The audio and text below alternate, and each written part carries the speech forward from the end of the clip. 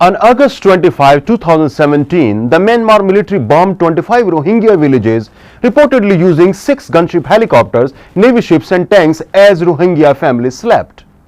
Reports indicate that soldiers have been shooting at fleeing Rohingya civilians, while Myanmar government has refused to rein in its military, which has been working to empower anti-Muslim extremists in the Rakhine state of Myanmar. Reports indicate the army has been arming these extremist militia to further escalate an extremely dangerous situation. Over 120,000 Rohingya have fled their ruined villages into Bangladesh, leaving behind hundreds of thousands of displaced families with no access to food or humanitarian relief. At present, the Myanmar government also refuses to allow a UN investigative team into Myanmar to follow up on the many allegations of atrocities. The current persecution against the Rohingya Muslim is not unique to Suu Kyi's administration. Since 1962 coup that ended Myanmar's brief stint as a democracy, the government has denied citizenship to the Rohingya under the 1982 Citizenship Act, which also bars Rohingya from serving within Myanmar's civil service system. For many of the Buddhist Burmese majority in Myanmar, the Rohingya Muslims are seen as intruders with Bengali identity and are widely despised.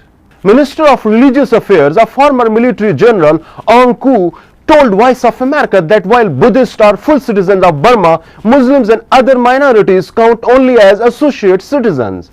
This statement implies that Muslims are foreigners who do not deserve the full rights accorded citizens of Burma, or even they are the subhumans. In order to understand Suu Kyi's silence, it is important to understand the two largest political constituencies in Myanmar, the military and the Buddhist nationalists. The Buddhist nationalist movement, which has increasingly gained support among the Buddhist Burmese, Myanmar's largest demographic, is responsible for the current anti-Rohingya Muslim sentiment in the country.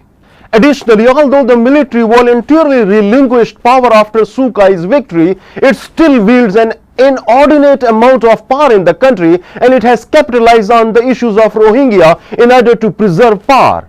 Many of the previous military regime's most important leaders still remain in positions of power. 3 ministries of the government, Defense, Home Affairs and Border Affairs, are directly controlled by the military, and many military generals hold positions in other ministries. Therefore, the military has the power to block legislation protecting the rights of the Rohingya and to threaten the Suu Kyis as well. To end these atrocities, some experts have argued that targeted sanctions rather than general criticism are the best way forward to effectively help the ethnic minorities of Myanmar. The international community needs to focus its attention on the Myanmar's military to stop the violence. Some people believe that there is one person in Myanmar who has the responsibility for what's happening and has the power to stop it, and that is Min Aung Hlaing, the leader of the military. However, Aung San Suu Kyi is facing international condemnation over the recent plight of Rohingya Muslims minority. Yonggi Lee, the UN Special Rapporteur on the human rights situation in Myanmar, expressed concern earlier this week that many thousands of people are increasingly at risk of grave violations of their human rights.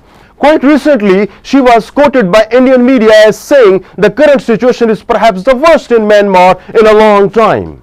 UN Secretary General also said that the current situation underlines the urgency of seeking holistic approaches to address the complex root causes of violence in Burma. Malaysian Foreign Minister Anifah Aman also questioned Aung San Suu Kyi's silence. Very frankly, I'm dissatisfied with her silence, Anifah told AFP news agency. Previously, she stood up for the principles of human rights. Now it seems she is doing nothing. Turkey's President Tayyip Erdogan said on Monday he was pressing world leaders to do more to help the Rohingyans who face what he has described as genocide. You watch the situation that Myanmar and Muslims are in, Erdogan said in Istanbul, where he was attending the funeral of a Turkish soldier. You saw how villages have been burned. Humanity remained silent to the massacre in Myanmar.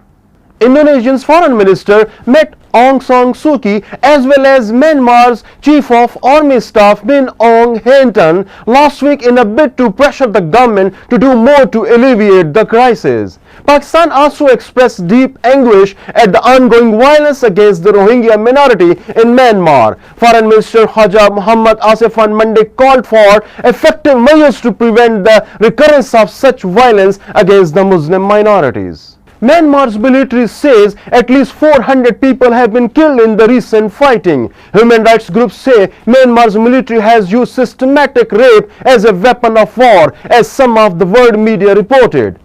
Human Rights Watch says satellite images shows an entire Rohingya village being burned recently, one of the 17 sites where burnings have taken place.